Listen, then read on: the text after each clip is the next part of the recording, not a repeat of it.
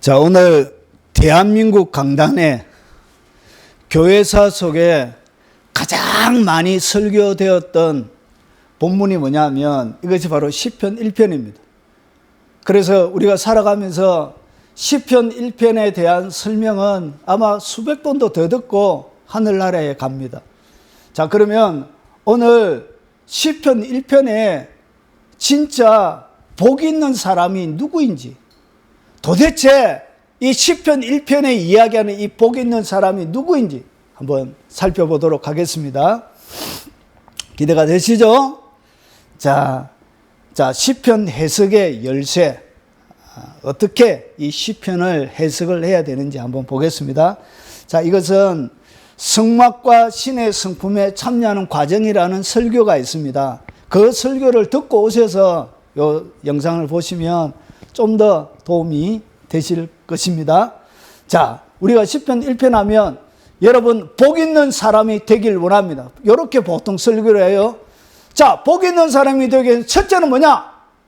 악인의 꾀를 쫓지 않아야 됩니다.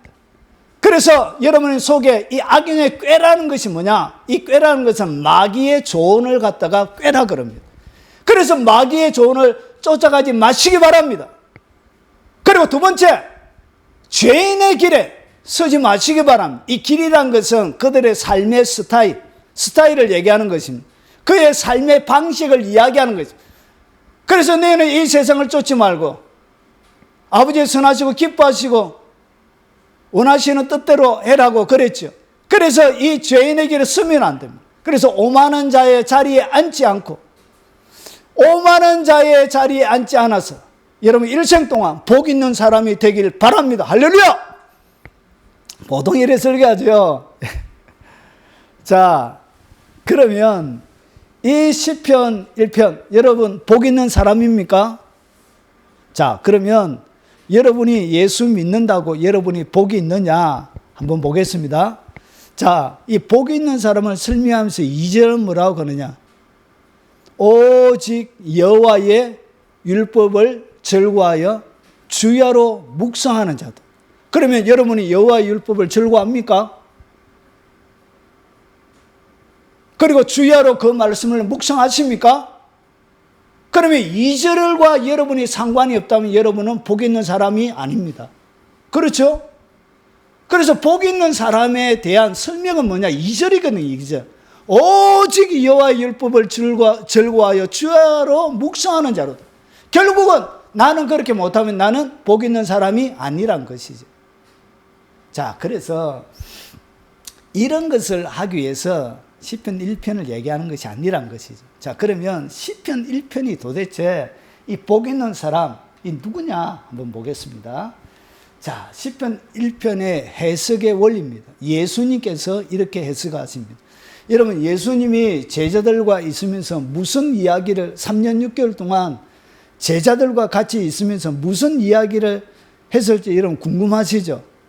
도대체 예수님은 3년 6개월 동안 제자들과 그렇게 밤이 맞도록 그냥 공동체 생활을 하신 것이죠. 그런데 무슨 이야기 했을까? 그 많은 시간 동안 예수님은 이렇게 이야기합니다. 자, 또 이르시되 내가 너희와 함께 있을 때, 그러니까 예수님이 3년 6개월 동안 너희와 함께 있을 때 예수님이 하신 이야기예요. 자, 너희에게 말한 바, 그러니까 예수님이 얘기를 했대. 무슨 얘기했냐? 예수님이 3년 6개월 동안 제자들과 같이 있으면서 이 얘기를 한 것입니다. 곧 모세의 율법. 모세의 율법은 창세기, 출애굽기, 레위기, 민수기, 신명기 요 5권을 갖다가 모세의 율법, 우리가 토라라고 부릅니다. 자, 그리고 선지자의 글. 선지자의 글은 뭐냐면 전 선지서와 후기 선지서가 있습니다. 유대인의 성경은 우리와 다릅니다. 그래서 여호수아부터 에스더까지를 갖다가 전 선지서로 유대인들은 분류하고요. 그리고 우리가 아는 대선지서 이사야, 예레미야, 그리고 에스겔 이렇게 나오는 요 대선지서, 그리고 그 다음에 우리가 호세아부터 시작되어지는 말라기까지를 소선지서, 이것을 갖다가 후기 선지서라 부릅니다. 그리고 선지자의 글. 자, 그리고 시편은 뭐냐면 시가서를 얘기합니다. 욥기, 시편, 잠언, 전도, 아가. 그래서 요 모세율법 선지자의 글 시편, 결국은 이것은 뭘 얘기하냐? 구약 39권을 얘기하는 것입니다. 그러니까 예수님이 제자들과 같이 있으면서 무슨 이야기를 하시면서 시간을 보냈느냐? 결국 구약 성경을 제자들에게 3년 6개월 동안 교육하고 설명한 것입니다. 그래서 뱃사람 어부 이 베드로가 구약을 능통하게 그가 인용을 해요. 어떻게 이 어부가 이렇게 탁월한 구약을 이렇게 인용하고, 그리고 요엘서를 그 구석에 조그맣게 있는 그 요엘서를 인정해서 설교하고 이렇게 하죠.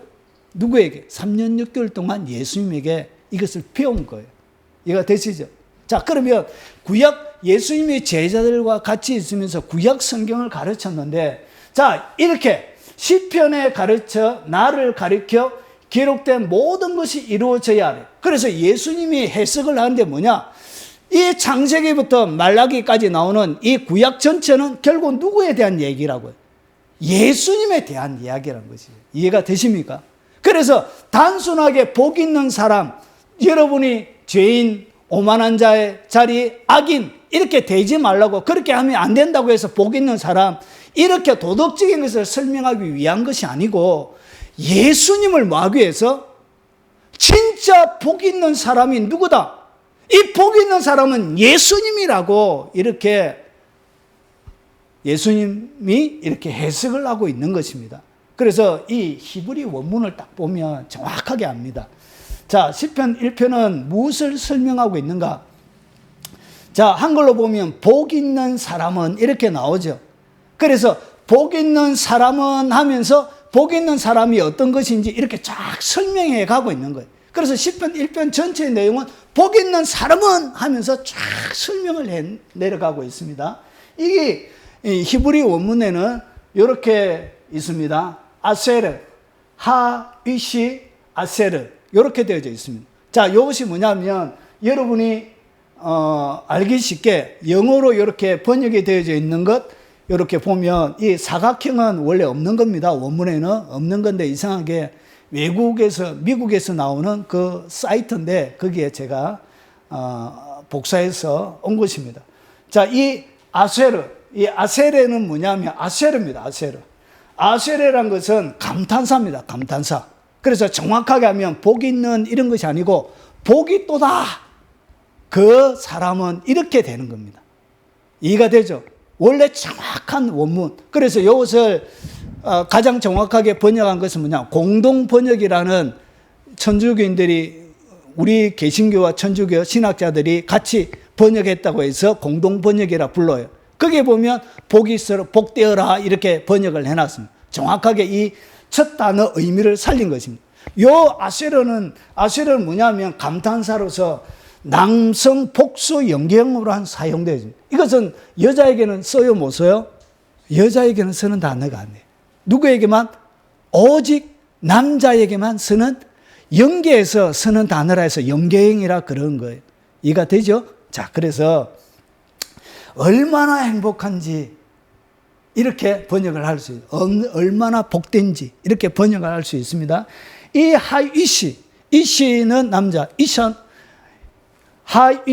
하위시, 여기 이시인데 이샤는 여자입니다. 여자, 이시는 남자. 그래서 여기 보면 이 하라는 요 단어는 뭐냐면 정관사 더입니다. 더. 그 남자, 특별한 대상을 고유하게 내려오는, 지칭하는 대상을 얘기합니다. 그래서 the man 이렇게 쓰는 것입니다. 자, 복 있는, 형용사죠. 복이 있는 그 사람 누구냐 이렇게. 그래서 보세요. 이 씨란 것은 개인 남자를 얘기합니다. 남자. 그래서 정확하게 하면 복이 또다 그 남자 누구냐 이런 뜻입니다. 결국은 그 남자를 뭐 하는 것이라고요? 복 있는 그 남자를 설명하는 것이 뭐라고요? 그것이 바로 시편 1편이라는 것이죠. 이 히브리 원문이 그렇게 되어져 있는 것입니다. 자, 그러면 좀 더 가보겠습니다. 그래서 이 복 있는 이 사람, 왜 이 사람이 복이 있는지를 설명하는 거예요. 그래서 우리는 이 세상에 살아가는 모든 사람들은 시편 1편에 어울리지 않습니다. 우리는 복 없는 사람이에요. 왜냐? 2절이 적용이 안 되기 때문에 그래요. 그래서 왜 예수님이, 그러면 이것도 시편 1편도 누구의 이야기라고요? 예수님의 이야기란 것이죠. 그러면 예수님이 이 땅 가운데 어떻게 사셨는지, 그분이 복 있는 사람인데 그 복 있는 사람이 이 땅 가운데 어떻게 사셨는지, 그분이 누구인지를 시편 1편은 설명을 하고 있는 거예요. 그러면 그 복 있는 사람은 이 땅 가운데 예수님께서 어떻게 사셨냐? 예수님의 일생 전체를 보여주는 가장 중요한 설명이 뭐냐? 이것이 바로 시편 1편 2절입니다. 보십시오. 여호와의 율법을 즐거워하여 그의 율법을 주야로 묵상하는 것. 이것이 예수님의 사역을 위대하게 만든 핵심적인 구절입니다. 이것이 이 하늘과 땅의 모든 승패를 바꿔내는 하늘의 원리가 바로 시편 1편 2절입니다. 자, 그러면 보십시오. 여호와의 율법을 즐거워한다. 즐거워한다는 것은 어디에서 하는 거예요? 우리의 마음에 사는 것이죠. 마음. 이해가 되십니까? 자, 그러면 예수님이 복이 있대요. 복이 있으면 복이 있는 이 복이 진짜 복이 되려고 하면 어디에서 일어난다고? 마음속에. 그래서 이것은 예수님의 마음속에서, 그 복이 있는 그분이 마음속에서 뭐가 일어나고 있는, 그래서 마음속에는 여호와의 율법에 대한 즐거움으로 가득 들어차 있는 거예요. 이것이 뭐라고? 이것이 복이란 거예요. 성경이 가르쳐주는 복은 뭐냐? 그의 마음속에 하나님의 율법을 즐거움으로 가득 들어차 있는 그 상태가, 이게 뭐라고요? 이게 복입니다. 이게 성경이 보여주는 복이에요. 그래, 이게 왜 폭발적으로 복이 되는지를 제가 설명을 또 드리겠습니다. 자, 그러면 예수님의 마음속에는 이 땅 가운데 오셔서 무엇으로 가득 들어차 있었냐? 하나님의 말씀을 즐거워하는 즐거움으로 그의 심령이 가득 채워져 있었던 거예요. 그래서 예수님의 마음, 이 마음은 여호와의 율법을 즐거움으로 가득 들어차 있었던 거예요. 그래서 이 복에 대하여 설명하면서 예수님께서 뭐라 그러냐? 이 자기의 마음속에 있는 요 복을 예수님이 산상수훈 마태복음 5장에 자세하게 자신의 마음속에서 여호와의 율법을 즐거워하는 이 마음의 상태가 어떤 마음으로 진행되는지를 예수님이 설명합니다. 근데 재미있게도 헬라 원문에 딱 보면 이 심령에, 여기 보면 8가지로 예수님의 마음의 상태를 설명하는데, 자, 보십시오. 심령이 가난한 자. 이 번역이 원문으로 번역이 정확하게 안 되어 있습니다. 이 원문에는 어떻게 되어 있냐면, 헬라 원문에 보면 복이 또다 심령이 가난한 자, 이렇게 되어 있습니다. 그러니까 이 하나님께서 설명하는 것이 구약과 신약이 어순이나 그런 표현 방법이 뭐하다고요? 똑같아요. 번역을 딱 거치다 보니까 원문의 의미가 바뀌어진 거예요. 이해가 되시죠? 그래서 이 예수님의 마음의 상태, 진짜 복이 뭐냐? 예수님이 가르쳐주는 진정한 복이 뭐냐? 그것이 8가지로 설명을 해줘요. 그래서 제일 첫 번째 복의 시작은 뭐냐? 심령의 가난함입니다. 이것은 이 세상의 육체적인 가난함을 얘기하는 것이 아니고 앞에 뭐가 붙어 있죠? 심령이 붙어 있죠. 그래서 마음의 가난함을 얘기합니다. 결국은 영적인 세계의 임무는 무엇으로 시작이 되어지냐면 마음의 가난함으로 시작돼요. 그래서 빈 마음으로 시작이 되어져요. 그래서 많은 사람들이 예수님 앞에 올 때 어떤 상태에서 오느냐? 결국 마음의 가난함 때문에 예수님 앞에 오게 되는 거예요. 그때 예수님을 그의 구주로 영접하게 되어지는 거예요. 자기의 영혼을 바라보니까 텅 비어 있는 거예요. 남편이 있어도 마음이 허전한 거예요. 사랑하는 자녀가 성성장구하고 이 땅 가운데 엄청나게 잘나고도 이상하게 마음이 허전한 거예요. 이 빈 가슴은 이렇게 채워지지 않는 거예요. 그래서 사람의 마음에는 끊임없는 갈증이 있는 거예요. 갈증, 허전함, 공허감이 있는 거예요. 이것이 뭐냐? 하나님을 만나는 첫 번째 순간에 이 가난함, 그래서 이 가난함이 그의 마음속에 있는 자에게 뭐가 주냐? 천국이 심령이 가난한 자는 복이 있나니 천국이 저희의 것이에요. 그때 뭐냐? 예수님의 복음, 천국이 그의 심령으로 확 빨려 들어오게 되는 거예요. 그리고 나서 그 다음에 단계는 뭐냐? 그 다음에 단계는 자기의 죄성, 하나님을 발견했는데 주님 앞에 용서함을 받고 그 예수님 만남으로써 눈물 콧물 다 흘리면서 철저하게 회개했는데 그 다음에는 뭐냐? 여전히 그래도 죄 짓는 자기의 본성을 발견하는 거예요. 하나님의 은혜를 그렇게 많이 받았는데도 불구하고 여전히 변화되어지지 않는 자신을 발견하게 되어지는 거예요. 그래서 여기에 이 애통함은 뭐냐면 여전히 변화되어지지 않고 하나님의 말씀에 굴복하지 않고 끊임없이 육체의 소욕, 이생의 자랑, 안목의 정욕 이런 것을 따라 세상적인 육체의 욕심에 따라 살아가는 자기를 바라보니까 애통함이 밀려오는 거예요. 자기에게 절망감이 밀려오는 거예요. 이게 안 되는 거예요. 안 되는 거예요. 나는 도저히 안 돼. 인생이 이렇게 해가지고 되는 게 아니다. 막. 그래서 자기에게 뭐가 하냐? 절망감이 드는 거예요. 포기하게 되는 거예요. 이 마음 가운데 생기는 것이 뭐냐? 그게 바로 애통이란 거예요. 그래서 이 애통은 죄에 대한 애통입니다. 죄에 대한 애통. 여전히 끊임없이 반복적으로 습관적으로 짓는 이 죄에 대한 그 애통함이 터져 나오는 거예요. 그래야 뭐가 있다? 위로를 주시는데 그때 예수님의 십자가의 용서가 어떤 것인지를 폭발적으로 깨닫게 됩니다. 그때 예수님의 십자가가 얼마나 위대한 것을 그때 알게 되었어요. 그때 십자가 앞에 온전히 서게 되어지는 거예요. 나를 위하여 흘리신 그 보배로운 예수 그리스도의 피 한 방울의 권세와 능력이 얼마나 큰지를 그때 깨닫게 되는 거예요. 그리고 나서 요 마음이 좀 더 진전이 되어져요. 그러면 어떻게 되느냐? 이 온유한 마음이 생겨요.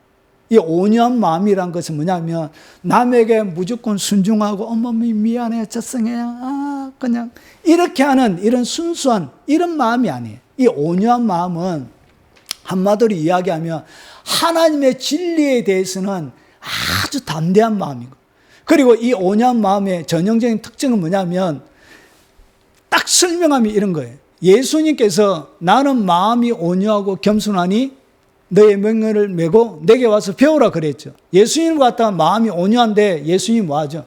채찍을 들고 가가지고 성전에서 매매하는 사람들 상을 둘러 엎고 채찍을 만들어서 두드려 패고 그리고 그렇게 온유한 예수님이 이 그 시대의 기득권을 가지고 있는 대제사장들, 사두개인들, 바리새인들 바라보면서 입에 담지 못할 욕을 했죠.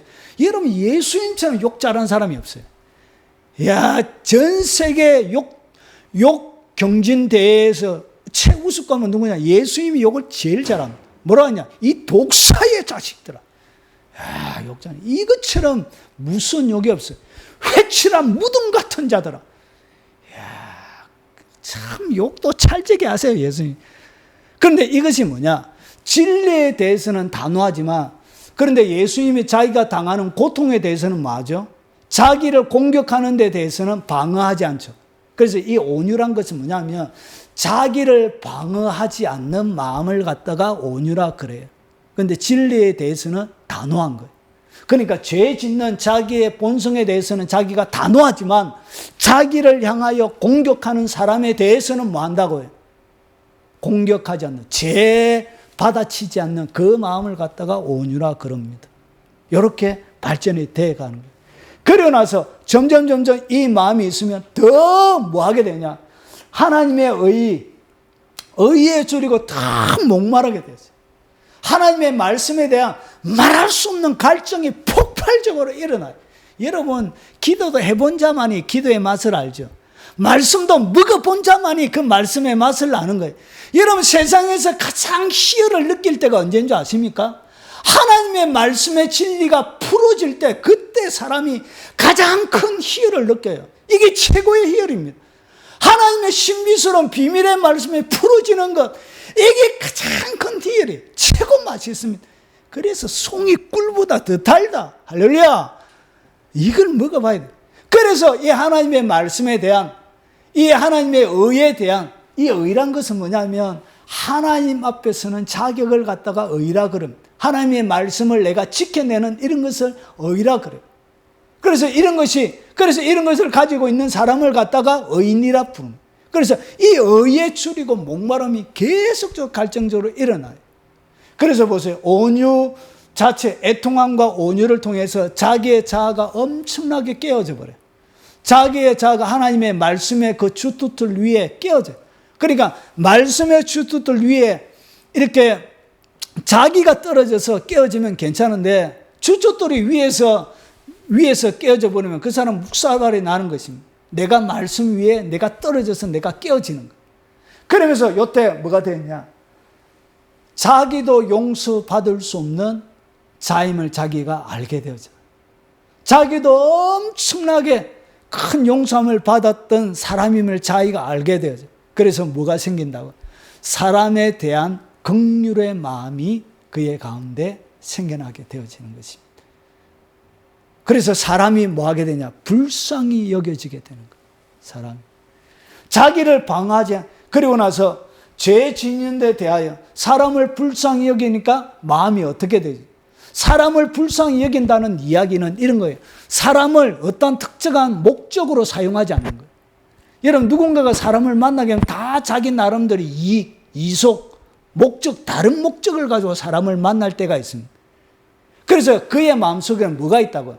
깨끗하지 못한, 동기가 불순한 이런 동기들이 있는 거예요. 그런데 이런 것들이 딱 사라져 버리니까 마음이 어떻게 되느냐? 정결한 마음이 되는 거예요. 마음이 깨끗한 상태가 되는 거예요.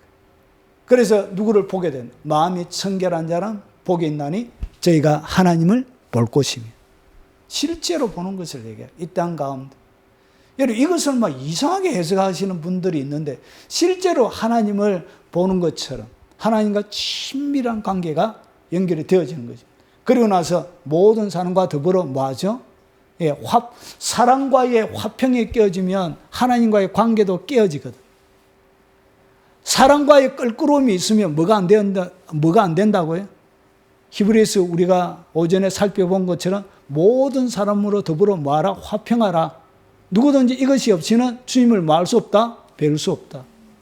그래서 철저하게 화평을 지켜놔.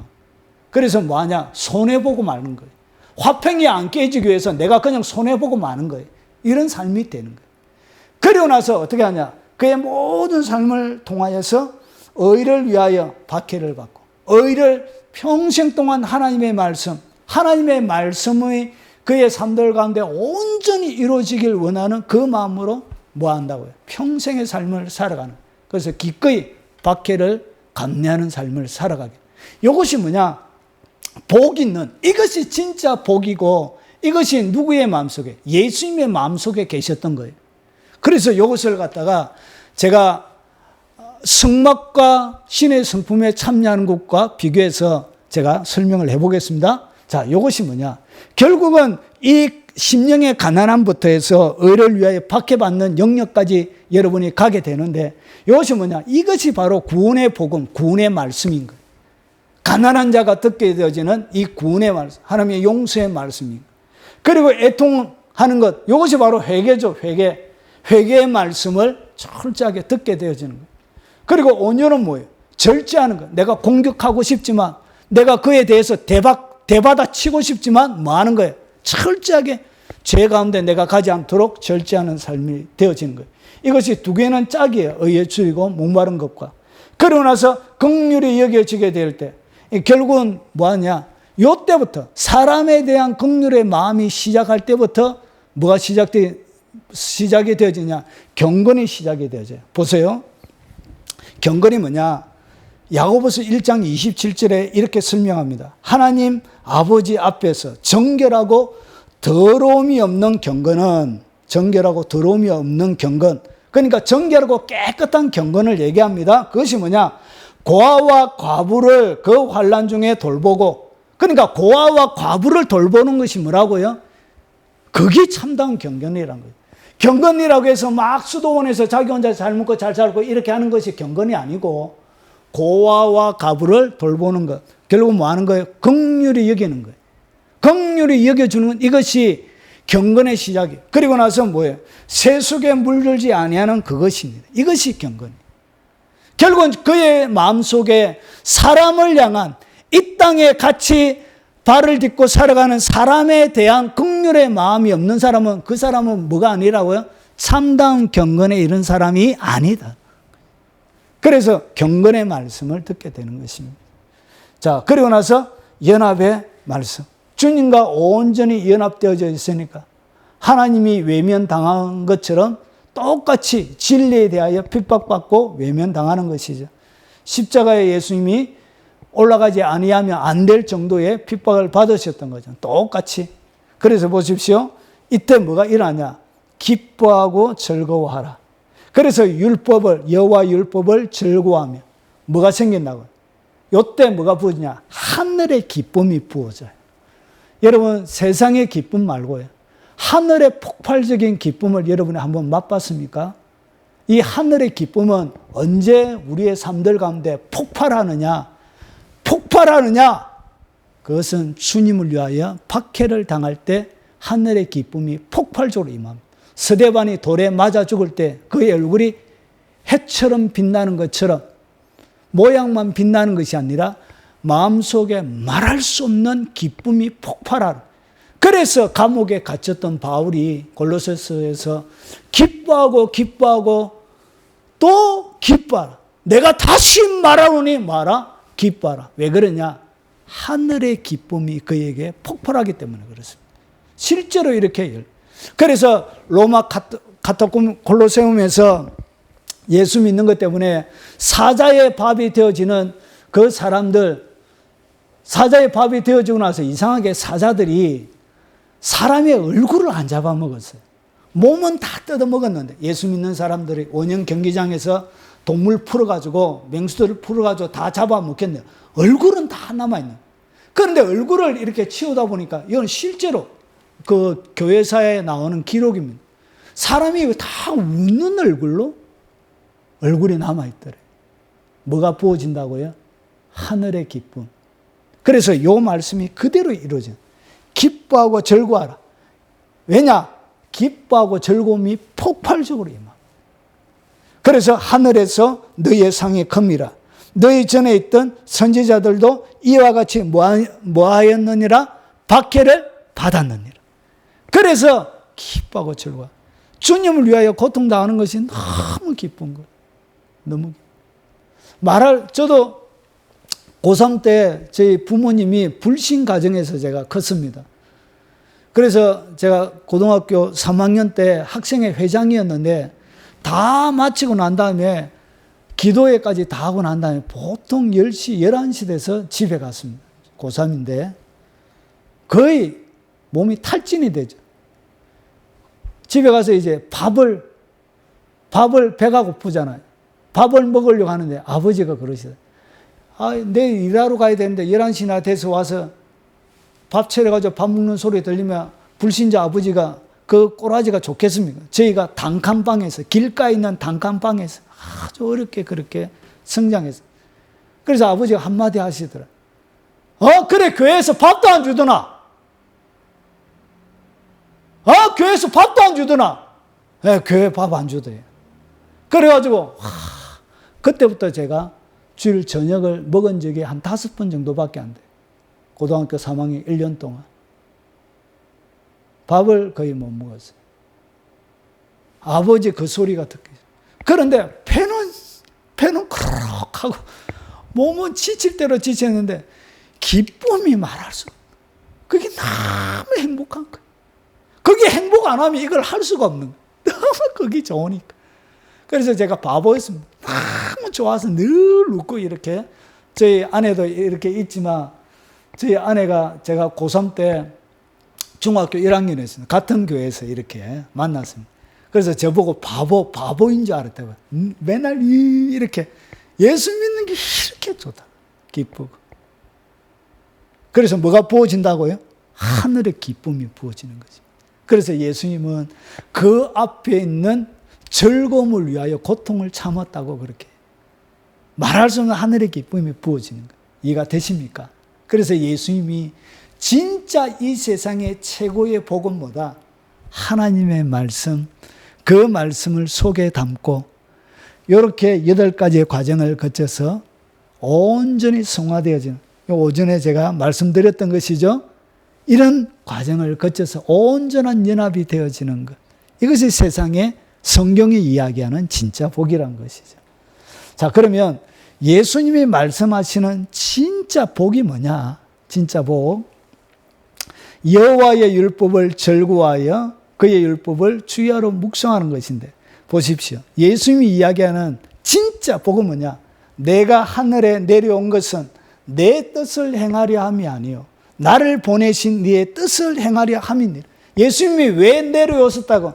예수님의 자신의 삶을 예수님이 어떻게 설명하고 있죠? 아버지의 뜻 행하는 것. 이것이 최고의 복이란 것이죠. 예수님의 마음속에 그분이 진짜 복이 있는 이유가 뭐냐? 여호와의 율법을 즐거워했을 뿐만 아니라 그의 온 삶을 다 바쳐서 하나님의 뜻을 행하는 것. 이것이 최고의 복이었고 그것이 최고의 기쁨이었던 것이 아버지의 뜻. 나라가 임하옵시며 뜻이 하늘에서 이루어진 것처럼 땅에서도 이루어지는 것. 뜻이 이루어지는 것. 아버지의 뜻, 하늘과 땅에서. 이것이 예수님의 기도 제목이었던 거예요. 이것을 아버지의 뜻이 이 땅 가운데 이루어지도록 기도하라 이렇게 하신 것입니다. 자, 그리고 예수께서 이르시되 나의 양식은, 예수님이 먹는 특별한 음식이 있었습니다. 그것이 뭐냐? 나를 보내신 이의 뜻을 행하며 그의 일을 온전히 이루는 것입니다. 예수님이 이 땅 가운데 먹으신 최고의 음식은 뭐냐? 하나님의 뜻을 이루는 것이 예수님의 음식이었다는 것이죠. 그래서 예수님께서 뭐라고 그러냐? 볼지어다 내가 문 밖에 서서 두드리노니 누구든지 내 음성을 듣고 문을 열면 내가 그에게로 들어가 그와 더불어 먹고 그는 나와 더불어 먹으리라. 그와 더불어 먹고 그는 나와 더불어 먹으리라. 예수님이 먹는 음식이 뭐였다고요? 주님의 뜻을 이루는 것이라 그랬죠. 결국은 그와 더불어 예수님이 먹으려고 하면 나의 삶을 통해서 뭐가 이루어져야 된다고요? 하나님의 뜻이 이루어지면 내가 예수님께 밥 한 그릇 사드리는 것이 되는 거예요. 그것이 주님이 먹는 양식이 되는 거예요. 그 하나님의 뜻이 이루어짐을 통하여서 내가 뭘 먹게 되어진다? 주님과 더불어 주님과 음식을 먹게 되는 거예요. 그런데 우리는 예수님은 너무 굶기는 거예요. 예수님. 우리 속에 들어온 예수님 엄청나게 굶기는 거예요. 밥 한 끼도 안 주는 거예요. 하나님의 뜻과 완전히 상관없이 자기만을 위해서 살아가니까 예수님의 배가 고파서 쫄쫄쫄쫄쫄쫄 굶고 계신 거예요. 예수님이 야, 밥 한 끼만 주라. 밥 한 끼만 주라. 이렇게 하시는데 예수님 굶어요. 밥 먹으면 안 돼. 살쪄. 다이어트도 안 돼. 예수님 먹지 마. 이렇게 우리 예수님이 너무 굶긴다는 것이 이해가 되십니까? 그래서 예수님이 이야기하는 최고의 복은 결국은 하나님의 말씀을 즐거워하고 하나님의 뜻을 이 땅 가운데 이루어드리는 그것이 뭐냐? 이것이 진짜 복이란 것이죠. 내 삶을 통하여 이루실 원하시는 나를 이 땅에 보내시면서 내 삶 속에 하나님이 이루길 원하는 그 모든 계획들, 하나님의 모든 뜻들을 이루어드리는 것이 뭐냐? 그것이 가장 복 있는, 그게 진짜 복이란 것이죠. 자, 예수님은 왜 하나님의, 그러고 나서 보세요. 왜 예수님은 하나님의 말씀을 묵상하였는가? 주야로 묵상했다 그랬죠. 왜 예수님이 하나님의 말씀을 그렇게 묵상했을까요? 왜, 그러면 하나님의 말씀을 묵상하면 도대체 어떤 일이 벌어지길래 주님이 그것을 복이 있다고 복 있는 사람의 특징으로 얘기하면서 왜 하나님의 말씀을 묵상했고 도대체 묵상하면 어떤 일이 벌어지느냐? 자, 보십시오. 로고스의 말씀이 레마가 돼요. 하나님의 말씀을 묵상하면 로고스의 말씀이 레마가 돼요. 자, 이것은 뭐냐면 로고스란 것은 기록된 말씀입니다. 기록된 말씀. 그냥 성경책이에요. 그냥 성경책은 뭐라고요? 그냥 이것은 로고스예요. 근데 내가 읽어서 내 속에 내가 읽어서 내게 딱 다가오면 이것은 뭐가 되어진다고요? 레마가 되는 거예요. 그래서 기록된 말씀, 그리고 레마는 선포된 말씀을 얘기해요. 내가 경험된 말씀을 얘기합니다. 그래서 보세요. 태초에 말씀이 계시니라. 이 말씀이 하나님과 함께 계셨으니 이 말씀은 곧 하나님이시니라. 이 엔 아르케, 아르케라는 것은 태초란 얘기입니다. 엔은 인입니다. 엔 아르케, 엔오 로고스, 카이오 로고스. 이 로고스란 것은 뭐냐면 그냥 말씀을 얘기합니다. 말씀. 됐죠? 그런데 이 말씀이 보세요. 하나님은 예수님께서 이렇게 말씀하십니다. 마태복음 4장 4절에 보면 예수께서 대답하여 이르시되 기록되었으되 사람이 떡으로만 사는 것이 아니요 하나님의 입으로 나오는 모든 말씀으로 살 것이니. 그러니까 사람이 사는데 이 로고스, 기록되어져 있는 로고스가 아니고 어떤 말로 산다고요? 입으로 나오는 말씀으로 사는 거예요. 입으로 전달되어져 있는 말씀. 그래서 하나님의 입으로부터 나오는 모든 말씀으로 살 것인데. 그러니까 사람이 사는데 단순하게 로고스의 말씀이 이런 거예요. 법전입니다. 법전. 이렇게 하나님의 법전이 있잖아요. 살인자는 사형에 처한다. 이렇게 법전의 내용이 있는데, 그런데 내가 살인을 딱 하고 나면 그냥 살인자는 사형에 처한다는 이 법전은 그냥 로고스예요. 근데 살인자가 딱 가면 이것은 뭐가 되어지냐? 사형에 처한 자는 사형으로 땡땡땡 때리는 거예요. 이것이 뭐라고요? 이것이 레마가 되는 거예요. 이해가 되십니까? 그래서 내게 적용되어지는 말씀이 되는 거예요. 내게 관계되어지는 말씀. 이것이 뭐냐? 선포되어진 말씀. 입으로 내뱉어지는 말씀이란 거예요. 그래서 이것이 뭐로 되냐? 레마티. 이 티란 것은 뭐냐면 여성형 어미입니다. 그냥. 그래서 로고스로 사는 것이 아니고 우리는 무엇으로 산다고? 영의 양식은 레마가 영의 양식인 거예요. 그래서 하나님의 말씀을 들고 있다고 해서 이 자체가 내게 양식이 되는 게 아니에요. 이 말씀이 내게 모여진다고요. 이렇게 읽어져서 말씀이 들려져서 내게 딱 와서 마음속에서 막 묵상이 되어질 때 이 말씀은 뭐가 되어진다고요? 로고스가 레마로 바뀌는 거예요. 이것이 결국 내게 뭐가 되어지냐? 내게 양식이 되는 거예요. 그래서 사람은 로고스로 사는 것이 아니고 레마로 먹고 사는 거예요. 그래서 입으로 나오는 모든 말씀으로 사는 거예요. 똑같아요. 살리는 것은 영이니 육은 무익하니라. 내가 너에게 이런 말, 입 밖으로. 하나님의 말씀이 예수님의 속에 있을 때는 로고스예요. 그런데 예수님의 입 밖으로 딱 나오면 이것은 뭐가 되어진다고? 이거는 레마가 되는 거예요. 로고스와 레마의 차이를 아시겠죠? 안에 들어가 있으면 로고스, 입 밖으로 딱 나오게 되어지면 이것은 레마가 돼요. 그래서 내가 너희에게 이런 말이 뭐다? 이것이 영이요, 이것이 생명이네. 그래서 이것이 뭐냐? 레마가 되는 거예요. 내가 너희에게 이런 에고라는 것은 뭐냐면 말하는 것을 얘기합니다. 랄로는 모든 것이란 것이에요. 그래서 휘민, 포뉴마는 것은 영을 얘기합니다. 에스틴, 카이, 조의 에스틴. 그래서 이것이 뭐다? 뭐이다라는 뜻이에요. 이것은 뭐냐? 포뉴마, 영이란 거예요. 그래서 주님이 밖으로 딱 내뱉으면 뭐가 되느냐? 이것이 바로 영이 되는 거예요. 그래서 주님이 내뱉었던 이 레마는 내 속에 들어와서 뭐가 되어진다고? 주님의 영이 내게 들어오는데 어떤 식으로 들어온다고요? 생명이 들어오는데 어떤 식으로? 하나님의 말씀을 통하여 딱 들어온 거예요. 그래서 하나님의 말씀이 딱 들어온 것을 갖다가 영이 들어온 것이라 얘기하는 거예요. 설명하자면 좀 더 긴데 이거는 큰 주제예요. 다음에 해야 됩니다. 그래서 요쯤 하고 이것이 뭐냐? 이것이 생명이 되는 거예요.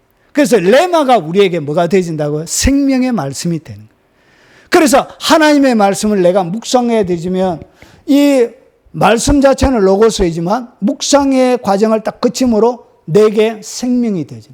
그래서 하나님의 말씀이 내 속에 생명이 내 속에 딱 들어온 거예요. 그래서 영의 생명을 갖다가 조에라 그러고 혼의 생명을 갖다가 비오스라 그러고 육체의 생명을 갖다가 퍼스케라 불러요. 그래서 우리가 하나님 앞에 죄를 지음으로 뭐가 없어졌다고? 조의 생명을 잃어버린 거예요. 조의 생명. 그래서 우리는 무엇으로 지금까지 예수 믿지 않는 모든 영혼들은 비오스의 생명, 혼의 생명으로 사는 거예요. 그런데 예수님께서 이 땅 가운데 딱 오시면서 그 안에 생명이 있었으니 그 안에 뭐가 있었다?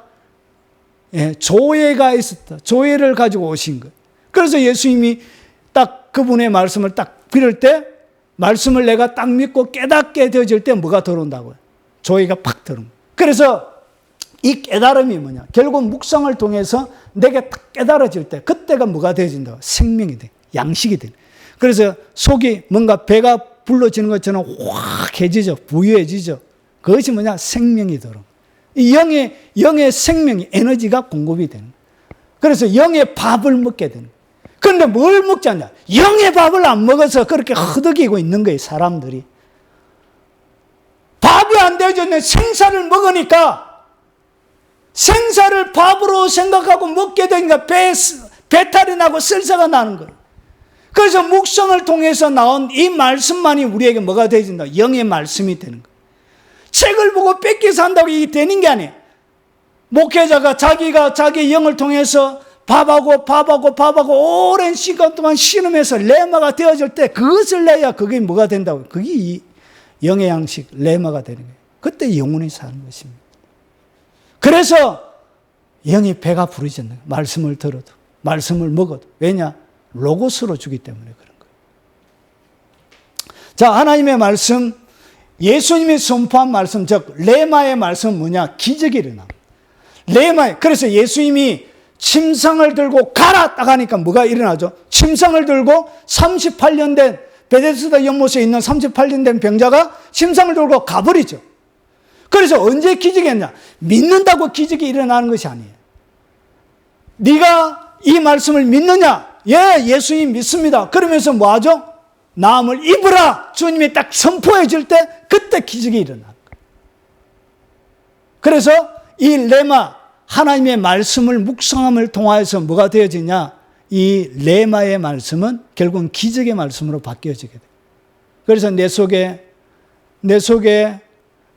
깊이 있게 묵상이 되어지고, 깊이 있게, 이 묵상이라는 단어는 뭐냐? 입으로 엎조리는 것을 얘기합니다. 입으로 작은 소리로 입적으로 계속적으로 말하는 것을 얘기합니다. 그래서 이 말하는 계속적으로, 그래서 암송을 완벽하게 하고 있어야 깊은 묵상이 되는 거예요. 그래서 기적이 일어나는 거예요. 그리고 세 번째, 묵상할 때 말씀이 어떻게 되냐? 활성화가 돼요. 이 활성화가 된다는 얘기는 뭐냐면, 여러분 하나님의 말씀을 깊이 있게 묵상하면 하나님의 말씀은 살아있어요. 그러니까 하나님의 말씀이 로고스, 이 데오스 로고스로 되어져 있습니다. 이 단어가 로고스의 말씀이 여러분 묵상을 거치면 말씀이 어떻게 한다고요? 살아납니다. 살아나. 묵상을 통하여 로고스로 가만히 있는 이 하나님의 말씀이 살아나는 거예요. 살아나. 마치 꿈틀거리는 살아있는 생명력이 있는 말씀처럼 무엇을 통하여? 묵상을 통하여 일어나는 거예요. 그리고 활력을 얻거든요. 말씀에 활력이 일어나는 거예요. 무엇을 통해서? 묵상을 통해서. 그리고 좌우의 날선 어떤 것보다 예리하여. 그래서 뭐가 되냐? 하나님의 건, 곧 말씀의 검을 가지라는 거예요. 그래서 하나님의 칼을 딱 가지게 돼요. 무엇을 통하여? 그래서 영적 전쟁의 무기가 딱 생기는 거예요. 무엇을 통하여? 묵상을 통하여서 하나님의 말씀이 이렇게 되어지는 거예요. 그래서 영과 혼과 관절과 골수를 찔러 쪼개며 마음의 생각과 뜻을 판단하게 되어지는 거예요. 그래서 하나님의 말씀이 여러분의 삶들 가운데 생동감 있게 만드는 거예요. 그리고 하나님의 영적 전쟁에 뭘 가지게 된다? 칼을 가지게 되는 거예요. 무엇을 통하여? 묵상을 통하여. 그래서 보십시오. 묵상할 때 성령의 기름 부음으로 성령께서 직접 가르치세요. 여러분이 하나님의 말씀을 깊이 있게 묵상하면 보세요. 너희는 주께 받은 바 기름 부음이 너희 안에 거하나니. 기름 부음이 여러분 안에 거하는데 아무도 너희를 가르칠 필요가 없고 오직 그의 기름 부음이 모든 것을 너희에게 뭐하고? 가르치는 거예요. 가르치고 또한 참된 것, 거짓이 없으니 너희를 가르치신 그대로 주 안에 가라. 결국 깊은 묵상을 통해서 뭐가 되냐? 성령께서 직접 여러분을 가르치게 된 거예요. 무엇을 통하여? 묵상을 통하여 일어나는.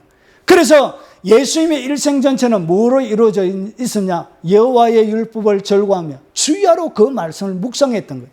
그래서 예수님의 왜 능력 있는 삶이 있었냐? 예수님의 기적, 예수님의 삶이 기적의 영역인 이유는 바로 여기에 있는 거예요. 이 묵상의 삶을 통하여 예수님의 삶은 기적의 연속이었던 거예요. 그래서 예수님이 이렇게 사셨던 거예요. 왜 묵상하셨다고요? 이것이 예수님의 기적의 원동력이에요. 이게 용광로였습니다. 여러분 용광로 가지고 있습니까? 없는 용광로가 없다면 여러분 가운데 제철소를 하나 만드시기 바랍니다. 영적인 제철소는 어떻게 만드느냐? 묵상을 통하여 영적 제철소를 갖게 되는 것입니다.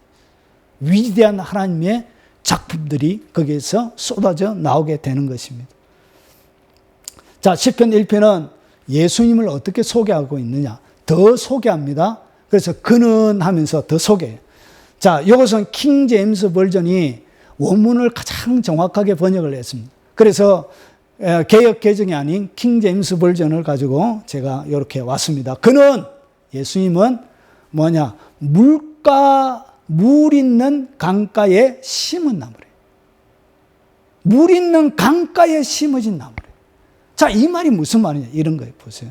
물 있는 강가, 보세요. 그는 심어진 나무란 것은 그 땅에서 자생해서 자란 것이 아니에요. 누군가가 와서 그 땅에 심은 거예요. 심은 거. 그래서 심겨진 나무, 예수님은 이 땅 가운데서 자연적으로 자라난 나무가 아니에요. 그래서 보세요. 그는 이사야서 53장 예수님의 고난의 장면을 이사야가 설명하는 것인데, 그는 주 앞에 자라나기를 연한 순 같고 마른 땅에 나온 뿌리 같아서, 이 마른 땅은 뭐냐면 이 세상을 이야기합니다. 이 세상, 이 땅을 이야기합니다. 그리고 우리의 강팍한 심령을 이야기합니다. 그래서 예수님은 어떻게 되냐? 연한 순 같고 뿌리 같이 나무처럼 이렇게 설명을 하고 있는 것입니다. 그런데 보십시오. 이 땅이 예수님이 성장하고 자라나는데 무슨 영양분을 줄 것이 있습니까? 없습니까? 아무것도 영양분이 없는 거예요. 그냥 마른 땅이에요. 자라날 수 없는 곳에 심겨진 거예요. 그런데 육의 눈으로 이 세상은 줄 수 없지만 예수님이 이 땅 가운데 오셔서 이런 말씀을 하십니다. 보세요. 심겨진 나무가 뭐냐? 나를 믿는 자는 성경의 이름같이 그 배에 생수의 강이 흘러나리라 하시니, 이는 그를 믿는 자들이 받을 성령을 가르쳐 말씀하신 것이라. 결국은 이 그 배에서 뭐가 흘러나오는지, 생수의 강이 있는데 이 생수의 강이 뭐라고요? 이게 바로 성령이란 것이죠. 결국은 보세요. 이것이 뭘 얘기하냐? 자, 이런 것입니다. 자, 물가에 있는 이 강가는 뭐냐? 예수님을 우리가 믿음으로 성령을 통하여서, 여러분 예수님이 이 땅 가운데서 뭐 강에 서실 적이 있습니까? 다 돌아다녔었죠. 예수님이 어제 나무였던 적이 있습니까? 아니죠. 그러면 요 얘기는 뭐냐? 우리 속에서 뭔가 하실 것을 주님이 비밀 코드로 이어놓으신 거예요. 그러면 뭐하냐? 강가에 심겨진, 물 있는 강가에 예수님이 심겨진 나무처럼 심겨질 거라는 것을 시편 1편에 설명하는 거예요. 그러면 이 강가는 뭐냐? 결국은 생명수 강인데, 이 생명수 강은 어떻게 만들어지느냐? 성령을 통하여 만들어지는 거예요. 그러면 어떻게 심겨지느냐? 이렇게 믿는 자는 그분을 받아들이며 영접하는 자는 곧 그 이름을 믿는 자들에게는 믿으면 뭐가 되어진다고? 밖에 와서 밖에 있는 것들이 안에서 심겨지게. 그래서 그분은 뭐가 되는데? 심겨진 심은 나무가 되는 거예요. 그래서 이것은 어디에다가 물 있는 강가에 심은 나무란 것은 우리 심령 가운데 예수님이 심겨질 모습, 우리를 통하여 이 복 있는 사람으로 어떻게 할지를 설명해 주고 있는 것입니다. 요거 이해가 되십니까? 예, 맛있죠? 예, 하나님의 말씀 맛있습니다. 그래서 이 심어진, 어떻게 심겨지냐? 내가 예수님을 믿게 되어지면 여러분 속에 나무가 딱 심겨지게 돼요. 그러면서 예수님에 대한 나무가 많이 있습니다. 감람나무도 예수님이 되어지고 여러 가지. 그리고 여기는 뭐냐? 열매에 대한 이야기를 하기 때문에 설명하기 좋게 이렇게 했습니다. 그래서 예수님을 갖다가 예수님이 뭐라고? 나는 포도나무래요. 그래서 예수님이 자신을 갖다가 물가에 심겨진 나무기 때문에 예수님이 자신을 갖다 뭐라 했다고요? 포도나무라고 그러는 거예요. 나무. 나무 중에도 무슨 나무? 포도나무. 물가에 심겨져 있는 나무. 그래서 너희는 뭐라고 해요? 가지라. 그래서 그분이 딱 심겨지고 우리를 어떻게 그분의 가지에 팍 접붙이면 돼요. 그래서 우리가 복 없는 자가 예수님에게 딱 접붙임이 되므로 복 있는 자가 되는 것입니다. 자, 그래서 제철, 보세요. 제철에 열매를 맺는 나무 같으며 이것이 뭐냐? 보세요. 철을 따라, 제철 따라 열매를 맺는데 이 땅에 우리의 삶을 갖다가 이사야는 이렇게 설명합니다. 내가 헐벗은 산에, 우리가 뭐예요? 헐벗은 산인가? 여러분의 삶이 하나님의 눈에 보여져 있는 이 땅 가운데 하나님을 모르는 모든 사람들의 삶은 뭐냐? 헐벗은 산처럼 보이는 거예요. 그리고 골짜기 가운데라는 것은 뭐냐면 물이 마를 때 가장 먼저 마른 것이 어디? 가운데 마르죠, 가운데. 그래서 물이 가장 찾기 힘든 그곳, 골짜기 가운데. 요 우리나라 지형 말고 이스라엘 나라 지형을 봐야 돼요. 가장 어디에 먼저 마르냐? 골짜기 가운데 물이 가장 빨리 말라. 그리고 보세요. 광야, 마른 땅이. 이 땅에 우리가 살아가는 우리의 삶 자체가 뭐냐? 헐벗은 산, 골짜기 가운데요. 그리고 광야, 마른 땅이에요.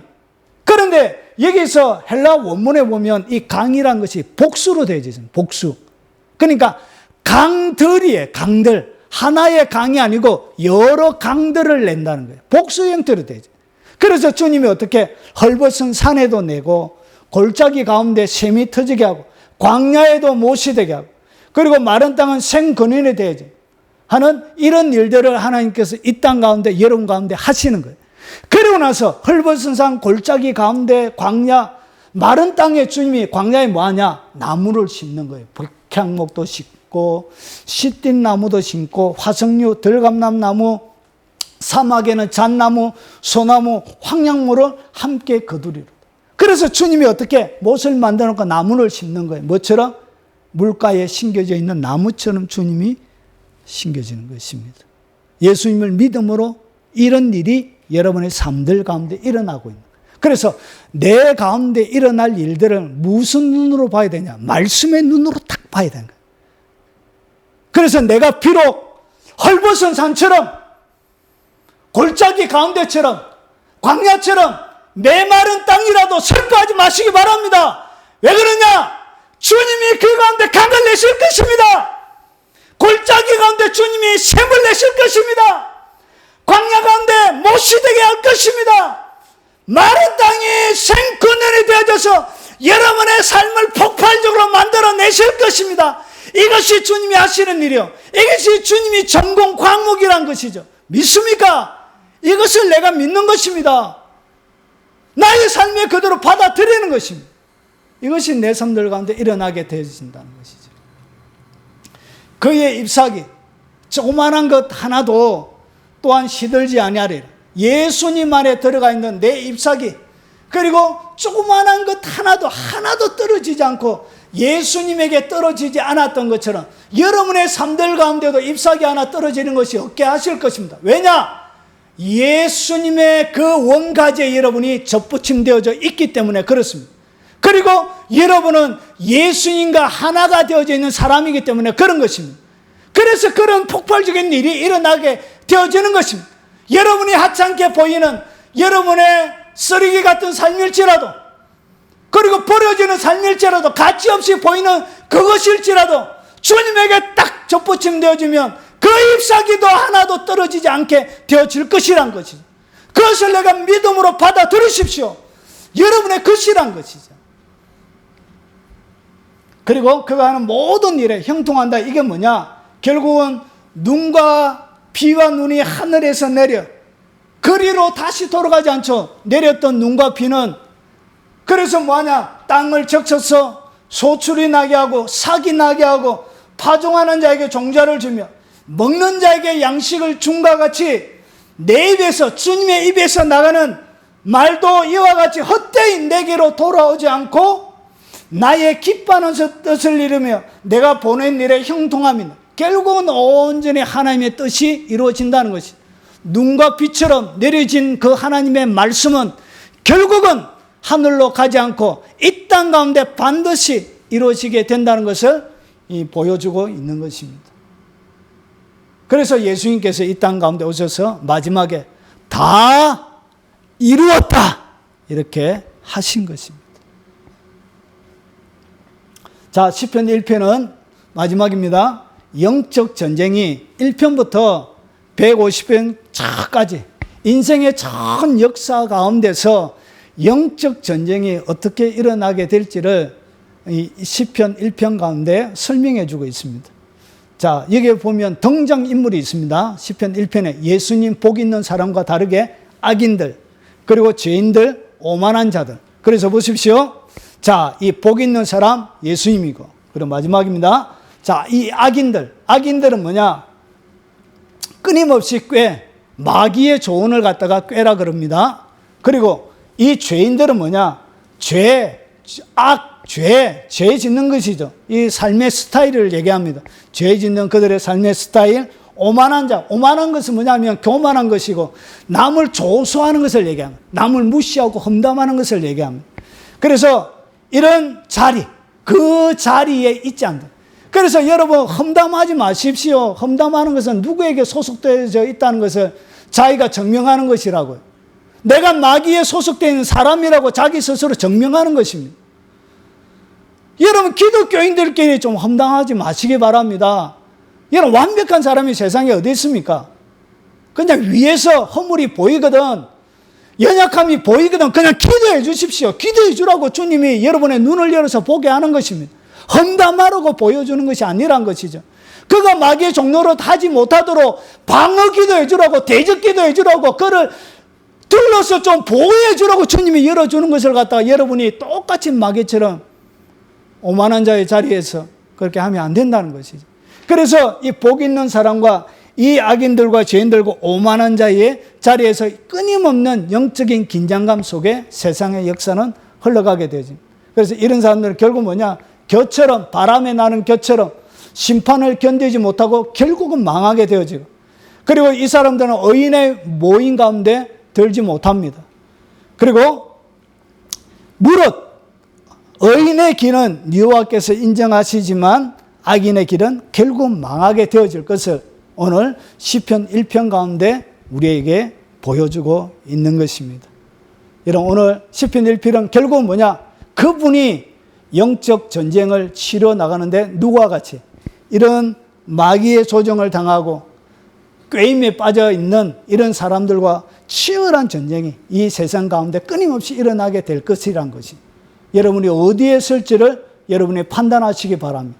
복 있는 자리에 여러분이 가시기 바랍니다. 그리고 여러분의 평생에 여호와의 율법을 즐거워하고 여러분의 평생에 그 하나님의 말씀을 묵상하는 삶을 통하여 예수님의 심겨진 나무처럼 딱 접붙임을 받아 주님과 더불어 이 땅 가운데 강의 역사를, 강 가운데 서 있는 나무의 역사를 여러분이 경험하며 살아가시는 복된 여러분들이 되시길 주의 이름으로 축원합니다.